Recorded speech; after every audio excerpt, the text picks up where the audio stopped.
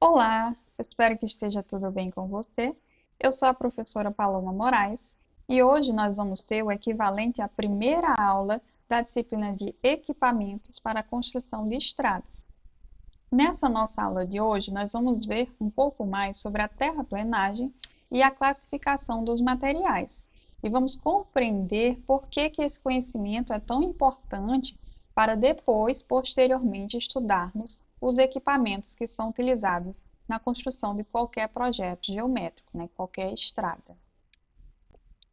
Então, primeiramente, vamos definir o que seria o pavimento, porque esses equipamentos que nós vamos estudar estão relacionados à construção e à manutenção das estradas, ou seja, dos nossos pavimentos. Então, o pavimento é uma estrutura não perene. E quando eu falo não perene, eu estou dizendo que é uma estrutura que não vai durar para sempre.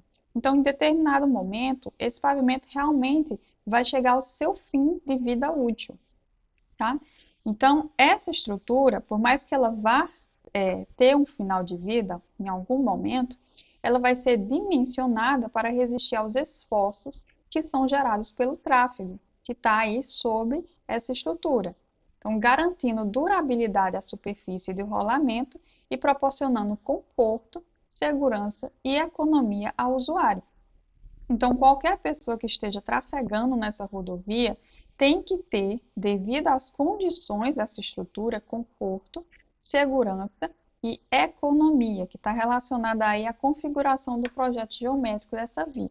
Essa estrutura do pavimento, ela vai durar para sempre? Não, ela não vai durar para sempre, mas ela tem que ser dimensionada, tem que ser projetada, pensada de tal forma que ela tenha a maior vida útil possível e também que garanta essas condições mínimas aos usuários que vão estar trafegando nessas estruturas. Então, o pavimento ele pode ter algumas classificações. Eu trouxe aqui a classificação quanto ao tipo do revestimento, o material que constitui o revestimento, e também quanto ao comportamento mecânico. São classificações diferentes de tipos de pavimento, mas a gente pode aqui apresentar de forma conjunta.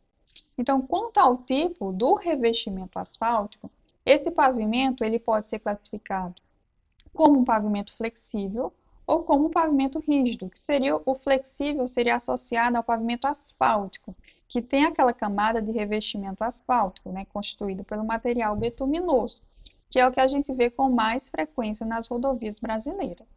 Outra possibilidade seria o pavimento rígido. Tá? Esse pavimento rígido ele é constituído por placas de concreto, que são, na sua maioria das vezes, formadas com cimento, com concreto de cimento Portland. Então, essa classificação em relação ao tipo de revestimento é pavimento asfáltico e pavimento rígido. Tá? Uma outra classificação, que é devido ao comportamento mecânico, vai dizer que esse pavimento ele pode ser flexível, semirrígido ou rígido. E aí, nessa classificação, que já aumenta aí uma categoria, nós temos 3 categorias de classificações, ela vai estar mais relacionada ao próprio processo de construção da rodovia. Tá? Eu digo que um pavimento é flexível quando a distribuição dessa carga ela acontece de forma pontual. Então, você pode imaginar aqui esse pneu e a carga que é passada para as camadas que constituem esse pavimento, ela é feita de forma pontual. Então, naquele ponto, naquele momento onde está tendo a passagem dessa carga, tem uma incidência maior de ação de força devido à passagem desse tráfego. Tá? Esse pavimento flexível, ele é muito associado à camada de revestimento asfáltico. Então, um pavimento flexível asfáltico, tá? Ele tem esse comportamento de distribuição pontual de carga e tem a camada de revestimento asfáltico. E aqui a gente tem uma configuração que é bastante usual na estrutura de um pavimento flexível, que é o subleito, que é a camada semi-finita que já existe, tá? Então, você vê o solo do jeito que está ali antes da construção de qualquer via, aquilo ali é o subleito, é uma camada semi-finita, tá? Ela tem um limite superior, que você consegue visualizar, mas ela tem uma outra dimensão para a profundidade, que é tida como uma dimensão infinita. Em cima do subleito é possível ter uma camada de reforço do subleito. Essa camada de reforço do subleito, ela não é obrigatória em todos os casos.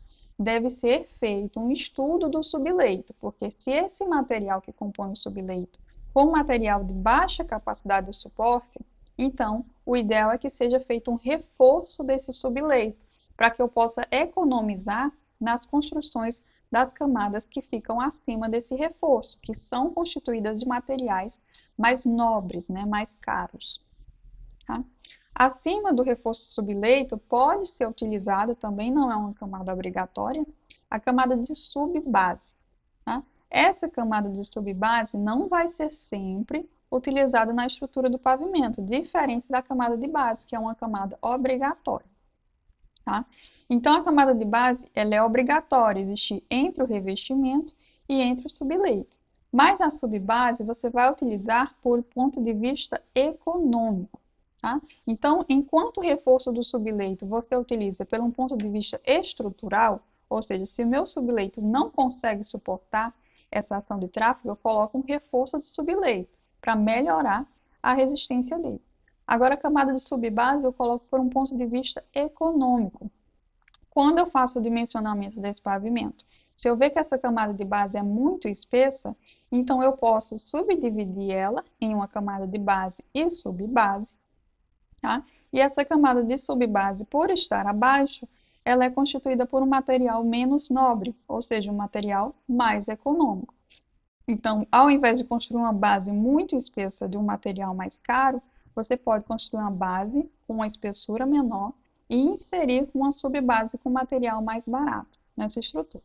É claro que toda essa definição de material e de espessura de camada é feita através do dimensionamento desse pavimento. Por enquanto, a gente está só entendendo esses conceitos nessa disciplina. E aqui em cima nós teríamos essa camada de revestimento asfáltico, exemplificada aqui pelo material de CBUQ, né? Que é concreto betoninoso usinado a quente, que é um dos materiais que são mais utilizados aqui no Brasil na camada de revestimento. Então, esse pavimento é uma estrutura aqui de um pavimento flexível, tá?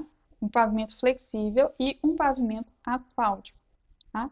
Todas as camadas aqui embaixo são camadas granulares, ou seja, são camadas que são constituídas por materiais granulares, por solos. Quando em um pavimento, agora indo para o pavimento semirrígido, né?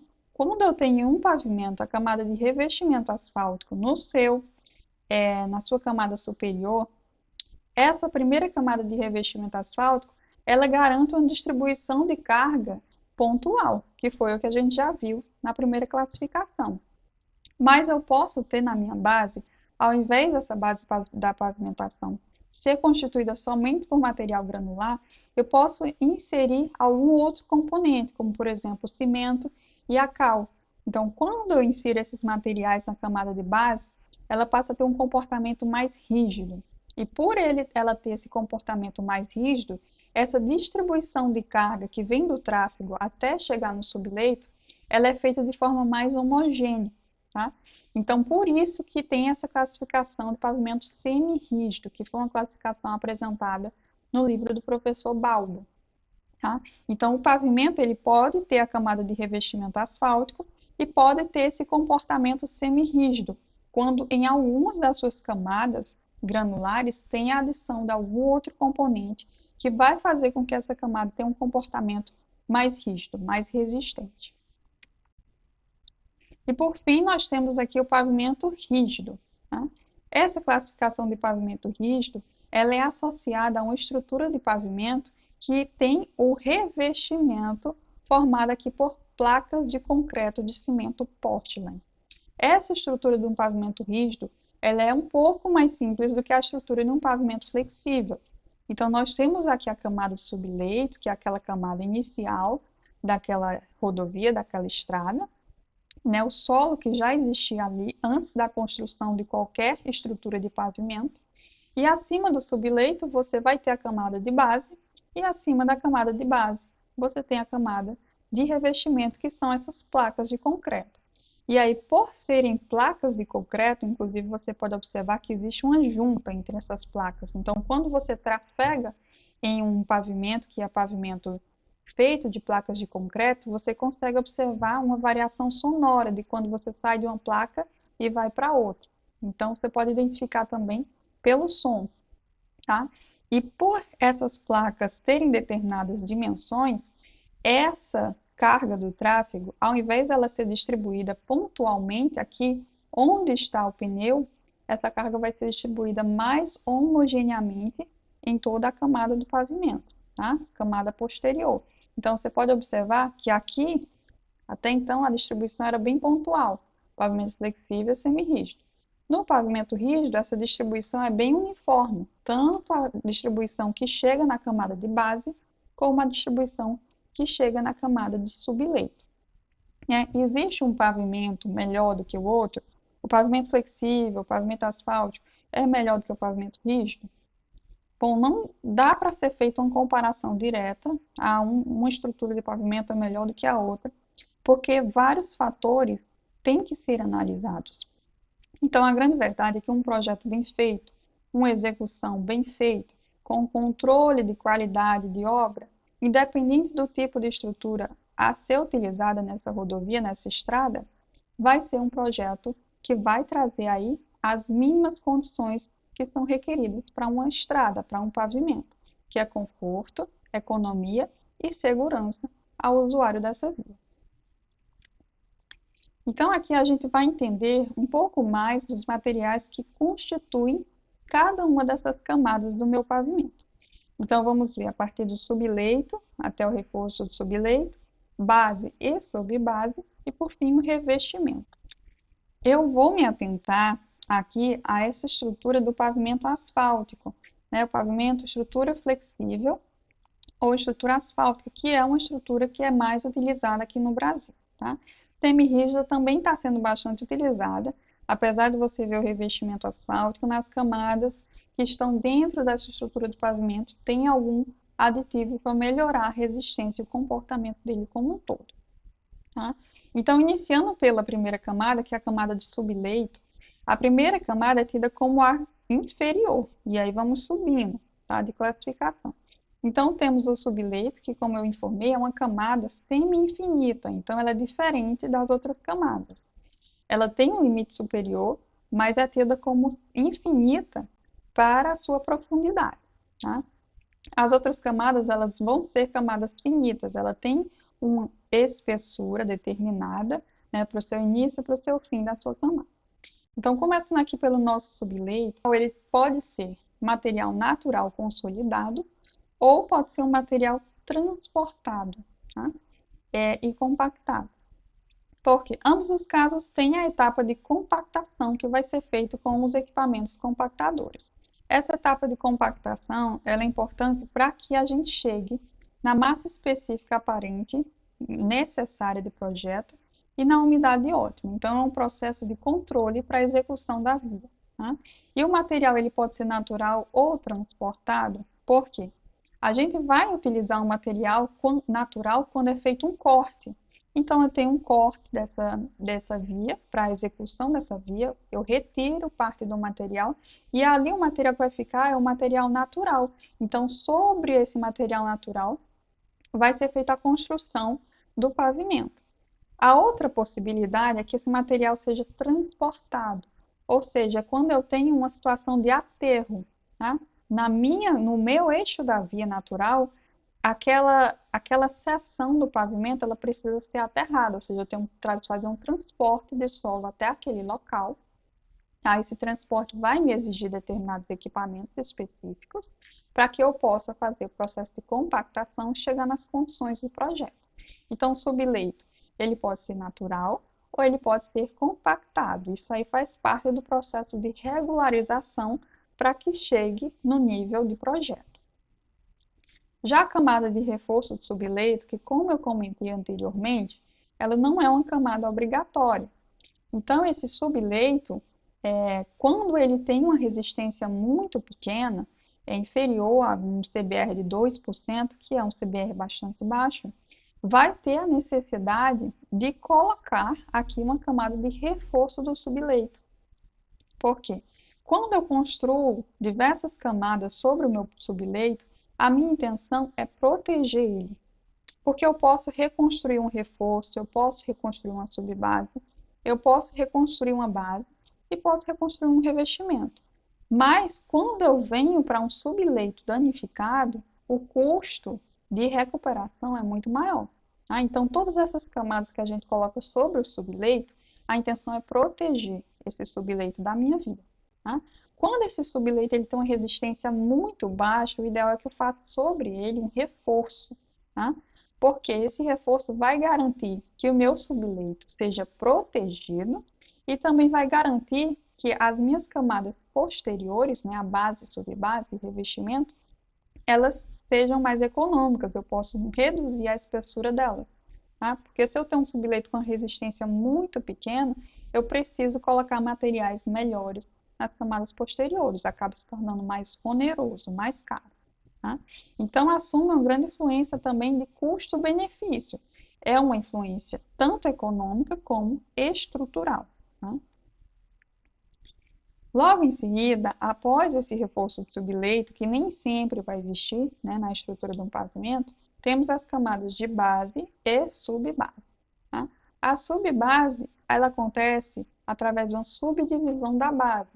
Então, quando eu tenho uma base muito espessa, eu coloco aqui uma base de 1 metro, fiz o dimensionamento do pavimento, a minha base tem 1 metro, precisa de um material muito caro, ou então que é bastante escasso na minha região.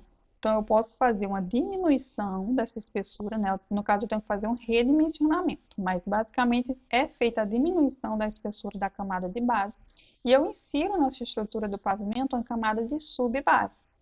A base e a subbase têm materiais diferentes, tá? Mas o material da base é um material mais nobre. Sempre que eu me aproximo do revestimento, eu estou colocando materiais mais resistentes.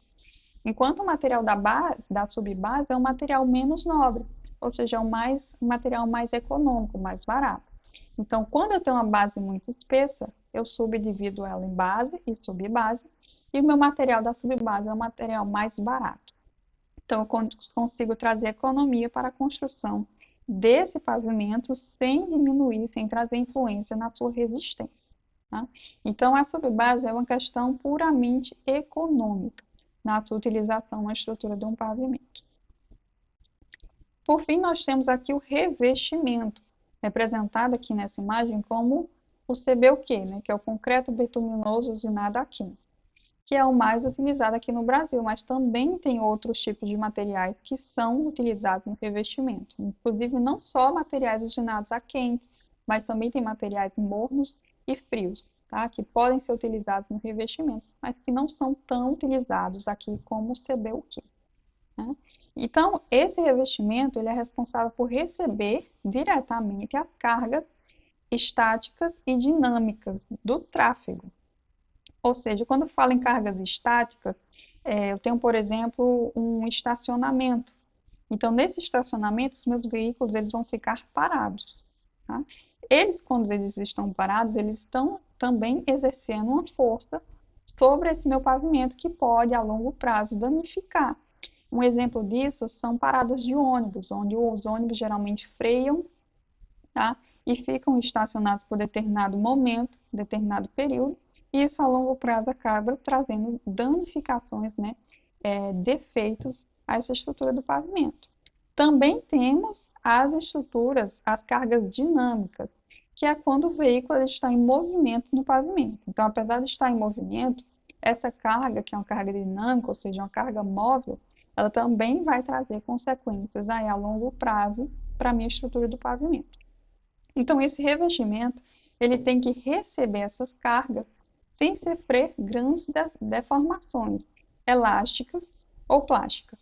Então, quando eu falo em deformações elásticas, são aquelas pequenas deformações que o pavimento sofre, mas consegue retornar à sua condição anterior, ou seja, uma carga muito baixa trafegando uma moto, por exemplo, exerce uma carga bem mais baixa sobre essa estrutura, então essa camada de revestimento ela consegue ter esse comportamento resiliente, mas também tem deformações plásticas, que vão ser ocasionadas por veículos mais pesados, como por exemplo os caminhões, ou então até mesmo por veículos mais leves, que passam com grande frequência. Tá? Então, a repetição dessa carga também gera um dano, por mais que seja uma carga mais leve, né? Então, esse revestimento tem que receber essas cargas e tem que sofrer o menor possível de deformações, desagregação de componentes ou perda de compactação, tá? Quando, por exemplo, a camada de revestimento começa a soltar alguns componentes, como por exemplo as britas, você consegue ver que uma brita daquela, principalmente em uma via de alta velocidade de tráfego, essa brita, ela pode gerar algum acidente ou então algum dano em algum veículo também. Então, essa camada de revestimento tem que ser dimensionada pensando nessas cargas que vão estar atuando e pensando num bom desempenho ao longo do tempo de vida dessa estrutura do pavimento. Além dessas camadas que eu comentei, temos também uma imprimação que é feita entre camadas. Então, existe a pintura de ligação e a imprimação impermeabilizante. Elas não são exatamente camadas, mas elas são utilizadas entre duas camadas. Aqui na pintura de ligação, nós temos aqui que está sendo utilizado um material que vai ser colocado sobre a camada de um revestimento já existente. Então, está sendo feita uma reparação da camada de revestimento já existente. Então, sobre essa camada de revestimento, vai ser colocada uma outra camada de revestimento, uma nova camada de revestimento. E a pintura de ligação, que é feita com material também asfáltico, ela vai ser utilizada para garantir uma aderência entre a camada existente, que já é uma camada mais velha, que já sofreu com um processo de oxidação, e uma camada nova, tá? Uma outra especificação de imprimação é a imprimação impermeabilizante, que é o que a gente consegue ver nessa segunda imagem aqui, que foi feita essa imprimação impermeabilizante entre uma camada de base, ou seja, uma camada granular, com material com solo, né? E a próxima camada, acima da base, a gente já viu que a gente vai ter o revestimento asfáltico. Então, eu tenho que garantir, nesse caso da imprimação, que esse material ele penetre dentro dos vazios da camada da minha base. Quando ele faz isso, essa penetração, eu consigo preencher parcialmente os vazios da minha camada de base e garanto que, quando chover nesse pavimento, por mais que essa água infiltre na camada de revestimento, ela vai ter uma certa dificuldade de infiltrar na minha base, tá? Quando essa água infiltra na base, gera diversos danos que, a longo prazo, podem ser bastante graves para a estrutura do pavimento. Então, quando eu faço essa imprimação, eu estou permitindo que essa minha base ela tenha uma maior vida útil, tá? Então, a imprimação ela é feita entre uma camada granular e a camada de revestimento, e além de fazer esse processo de ligação da camada granular com a camada de revestimento, ela também preenche parcialmente os vazios, aí é uma profundidade de 2,5, 3 centímetros, ela consegue preencher esses vazios, garantindo com que essa camada granular ela se torne com um comportamento mais impermeável, tá? Então, aqui resumindo, nós vemos que temos basicamente o pavimento flexível e o pavimento rígido, né? Onde nós temos aqui subleito nas duas estruturas, tanto flexível como rígido. Temos também a base nas duas estruturas e o revestimento que vão ser diferentes. Então, se você observar, aqui no pavimento flexível, nós temos a camada de revestimento com mistura asfáltica e as demais camadas são constituídas por materiais granulares, ou seja, solos. É claro que você pode incluir aí nesse projeto, em alguma dessas camadas, alguns aditivos, mas basicamente você sempre vai trabalhar com solo nessas camadas de base, subbase, reforço de subleito e subleito. E nos pavimentos rígidos, você também vai trabalhar com solos na construção da camada de base e também na regularização desse subleito. Então, o que essas duas estruturas têm em comum são camadas granulares, compostas por solos em sua maioria. Então, nessa nossa disciplina, que são os equipamentos para a construção de estradas, nós vamos frisar os equipamentos que são utilizados na construção dessas camadas granulares, tanto regularização de subleito, como a construção das nossas camadas granulares, que são compostas por solos, tá? Então, todo esse processo envolve uma nova denominação que vai ser apresentada, que é a denominação de terraplenagem ou terraplanagem, tá? Os dois termos são termos corretos. Então, aqui nós temos o seguinte: o que seria essa terraplenagem, né? Por que ela vai ser tão importante nessa nossa disciplina sobre equipamentos, né? A terraplenagem ou terraplanagem é o conjunto de operações que são necessárias à remoção do excesso de terra para locais onde a mesma esteja em falta, obedecendo a determinado projeto. Então, terraplenagem basicamente é eu retirar o solo de onde está em excesso e levar para onde está faltando. Então, quando eu falo terraplenagem, eu estou falando dessa movimentação do solo, que, como você pode ver aqui nessa imagem, é fundamental para a construção de qualquer estrada. Existem dois tipos possíveis de terraplenagem, que é a terraplenagem manual e a terraplenagem mecanizada. Esses dois tipos de terraplenagem vão exigir a utilização de equipamentos totalmente diferentes, né? Mas, historicamente, o primeiro tipo de terraplenagem que surgiu foi a terraplenagem manual, né? Nessa terraplenagem manual, basicamente eram utilizadas para a execução de qualquer corte, pás e picaretas, né? O transporte do material era feito através de carroças com tração animal. Então, você consegue observar aqui nessa imagem que tem uma quantidade considerável de operários, tá? E esses operários estão fazendo aqui a movimentação, a retirada desse solo através de pás e picaretas, e o transporte vai ser feito através de carroças aqui com tração animal. Uma consequência desse tipo de terraplenagem é justamente a necessidade de utilização de uma maior quantidade de mão de obra. Então, estima-se que eram necessários, em média, 100 homens para fazer uma escavação de 50 metros cúbicos por hora. Então, em uma hora, eu precisava de 100 homens para escavar 50 metros cúbicos. Com o advento, né, da tecnologia, o desenvolvimento de tratores, surgiu a terraplenagem mecanizada, que é o que a gente utiliza hoje em obras de estradas, né, com mais frequência. Não é utilizada mais a terraplenagem manual em obras de estradas. É utilizada em pequenas obras. Qualquer movimentação de terra menor que é feita de forma manual ainda é terraplenagem, né? Mas em estradas a gente trabalha com a terraplenagem mecanizada.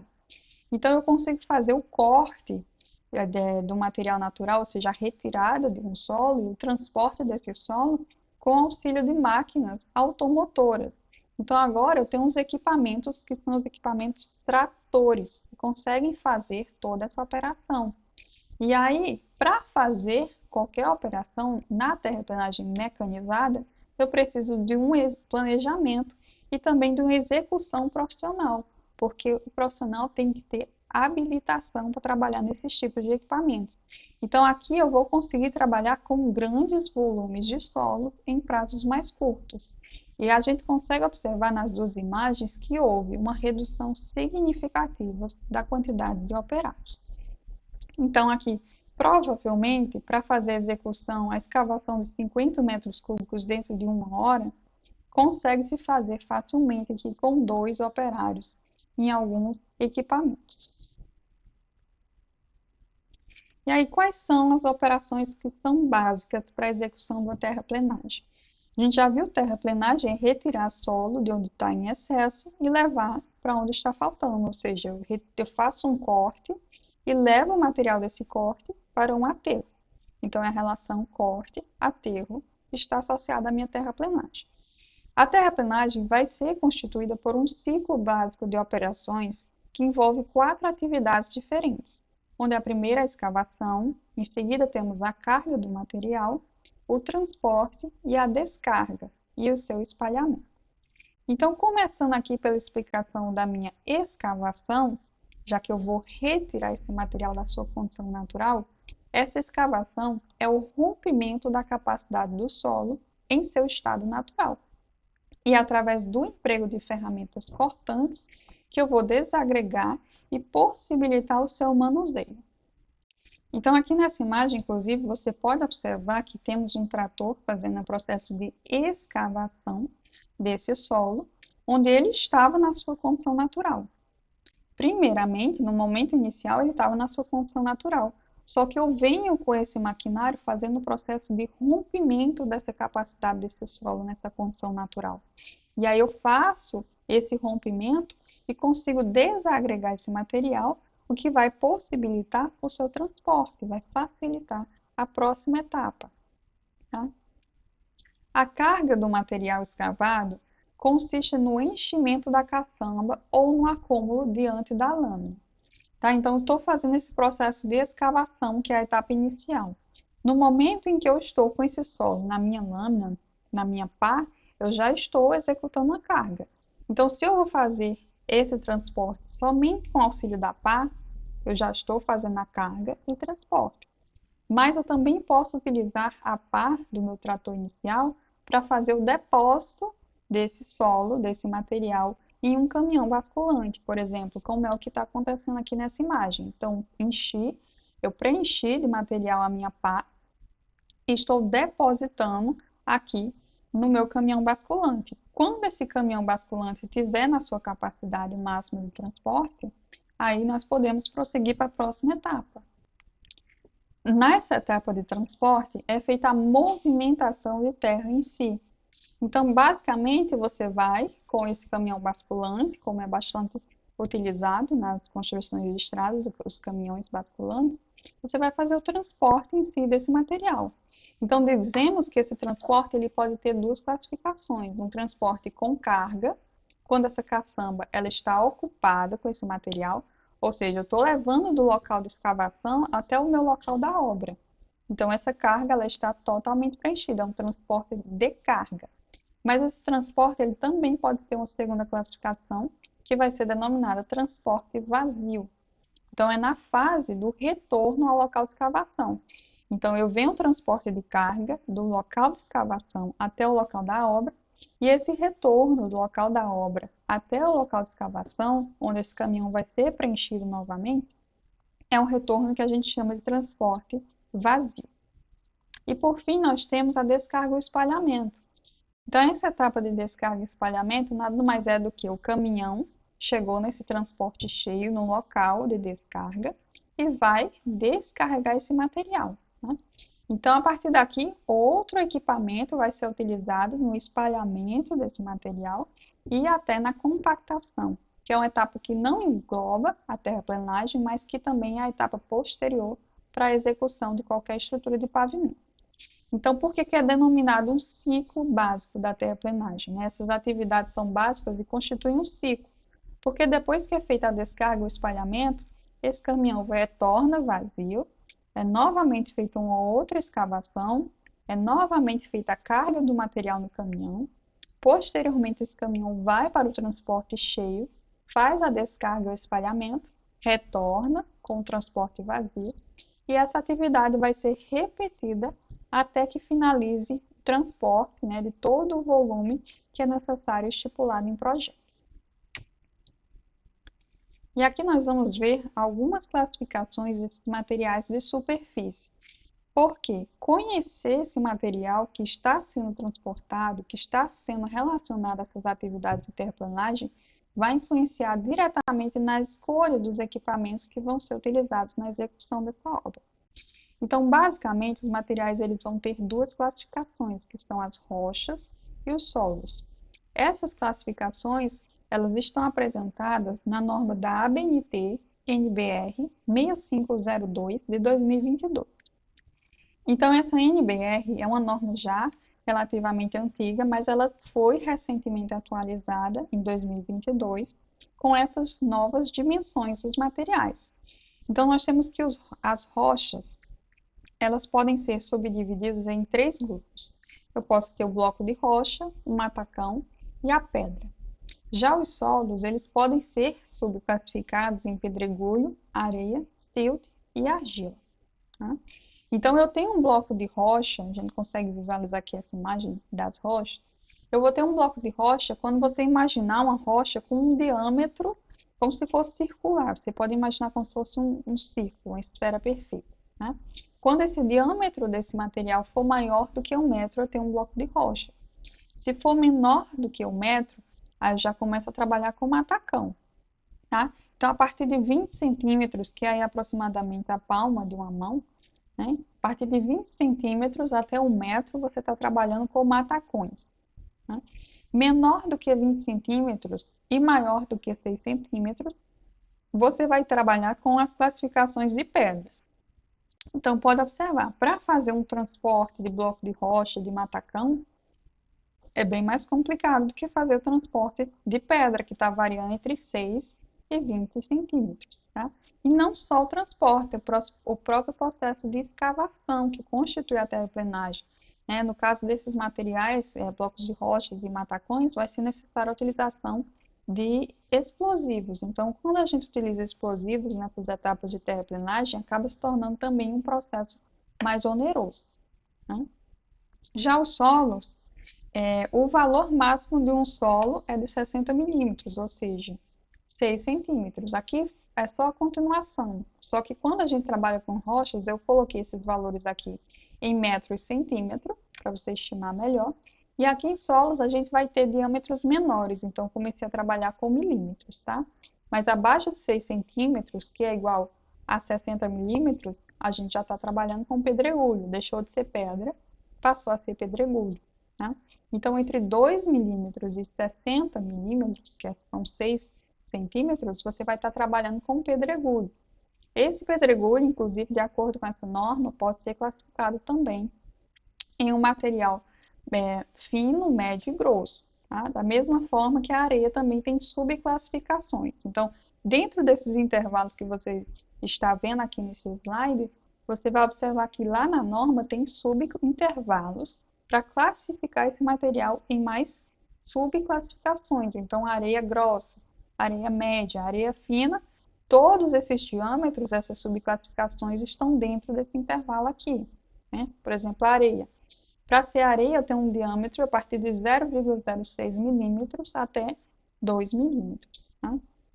O silt, que vai ser entre 0,002 milímetros e 0,06 milímetros. Tá? E por fim, nós temos a argila, que vai ter o menor diâmetro possível.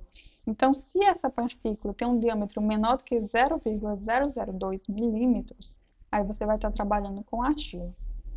Tá? São diâmetros muito pequenos, então, diferente das rochas, que eu consigo visualizar esse tamanho, identificar facilmente, para fazer a correta classificação desses solos, é necessário passar por um processo de peneiramento e também de sedimentação. Né? Não tem como a gente verificar o diâmetro de um material para separar ele entre silt e argila visualmente. Então, é necessário passar por um processo de peneiramento e também por um processo de sedimentação, que vai ser utilizado para classificar esses diâmetros menores dessas partículas. Por fim, eu trouxe aqui uma outra classificação dos materiais de superfície, que é uma classificação que foi implementada pelo DNER, que é o Departamento Nacional de Estrada e Rodagem, que foi substituído pelo DENIT, que é o Departamento Nacional de Infraestrutura de Transporte. Então, na norma DENIT 106 de 2009, nós temos uma outra classificação para os materiais de superfície. Diferente dessas classificações através do diâmetro, agora a gente vai trabalhar com categoria do material.